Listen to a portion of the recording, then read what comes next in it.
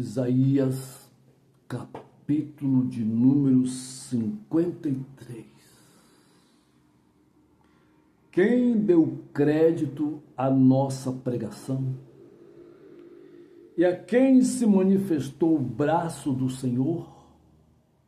Porque foi subindo como renovo perante ele, e como raiz de uma terra seca, não tinha parecer nem formosura. E olhando-nos para ele, nenhuma beleza havia para que o desejássemos. Era desprezado e o mais indigno entre os homens, homem de dores e experimentado nos trabalhos.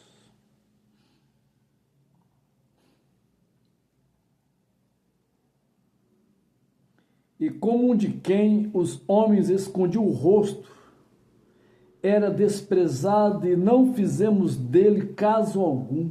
Verdadeiramente ele tomou sobre si as nossas enfermidades e as nossas dores levou sobre si. E nós o reputamos como aflito, ferido de Deus e oprimido. Mas ele foi ferido por nossas transgressões e moído pelas nossas iniquidades. O castigo que nos traz a paz estava sobre ele, e pelas suas pisaduras fomos sarados. Todos nós andávamos desgarrados como ovelhas, cada um se desviava pelo seu próprio caminho, mas o Senhor fez cair sobre ele a iniquidade de todos nós, e ele foi oprimido, mas não abriu a sua boca. Como um cordeiro foi levado ao matadouro, e como uma ovelha muda perante os seus tosqueadores, ele não abriu a sua boca. Da opressão e do juízo foi tirado, e quem contar o tempo da sua vida? Porquanto foi cortado da terra dos viventes, pela transgressão do meu povo foi ele atingido. E puseram a sua sepultura com os ímpios e com o rico na sua morte, porquanto nunca fez injustiça, nem houve engano na sua boca. Todavia, ao Senhor agradou moê-lo, fazendo enfermar. Quando a sua alma se puser por expiação do pecado, verá a sua posteridade, prolongará os seus dias, e o bom prazer do Senhor prosperará na sua mão. O trabalho da sua alma ele verá e ficará satisfeito.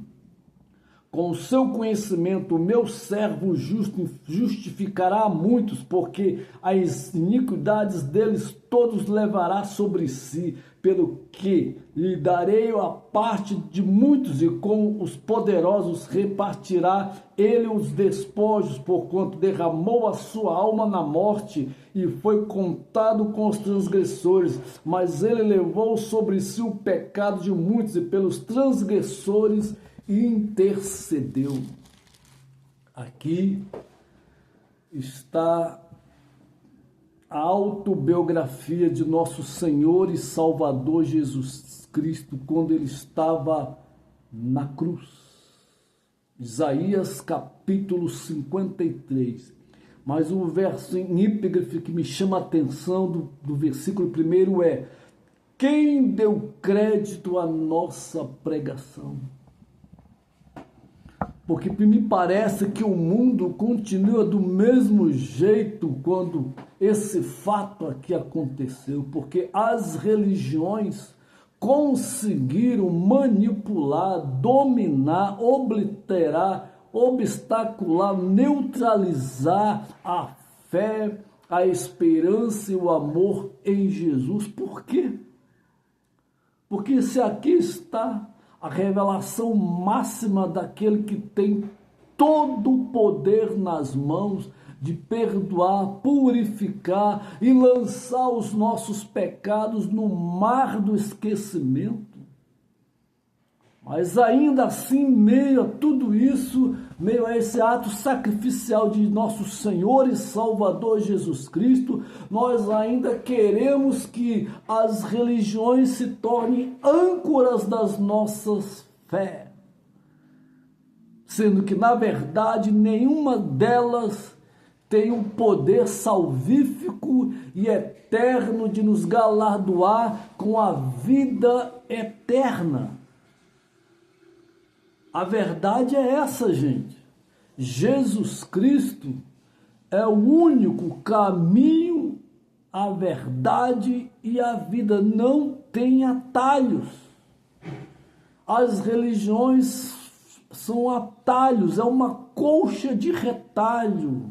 E cada dia que se passa, novas religiões se formam no mundo afora, mas nenhuma delas tem Jesus Cristo como Senhor e Salvador, morto e ressuscitado ao terceiro dia. Você pode recorrer ao Google aí e ver em todas as religiões, os seus fundadores estão mortos e moribundos em seus sepulcros caiados. Mas se você for em Jerusalém, está uma placa lá no túmulo de Jesus, escrita em todas as línguas: ele não está mais aqui, ressuscitou. E o apóstolo Paulo fala que se Jesus Cristo não ressuscitasse, vão seria a nossa fé. Seríamos mais uma religião nesse panteão das religiões, somente mais uma. Mas glória a Deus que Jesus Cristo não é religião, ele é a vida, o caminho e a verdade. Em Jesus Cristo está contido toda a verdade absoluta de Deus. Não tem em nenhuma religião do mundo a verdade absoluta de Deus. Eles tentaram fazer compilações de textos excluídos dos originais da Bíblia, do Novo Testamento, do Velho Testamento também, para assim fazer uma mescla e tentar confundir e enganar a mente das pessoas. E infelizmente conseguiu enganar muitas.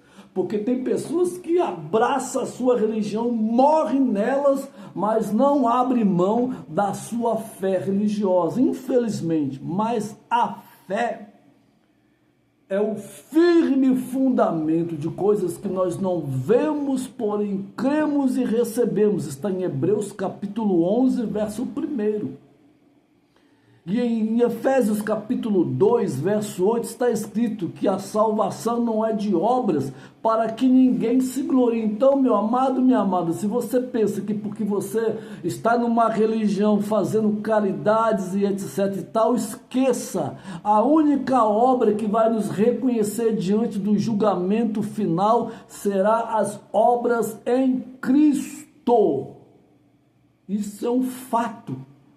Passar disso tem procedência maligna, não tem como. Contra fatos não há argumento. Jesus Cristo é o caminho, a verdade e a vida.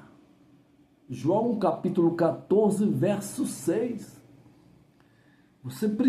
Nós precisamos acordar para essa verdade neotestamentária para ontem em nossas vidas, porque o amanhã não nos pertence. E as religiões, diga-se de passagem, nenhuma delas tem o poder de te dar a vida eterna. Pare e pense.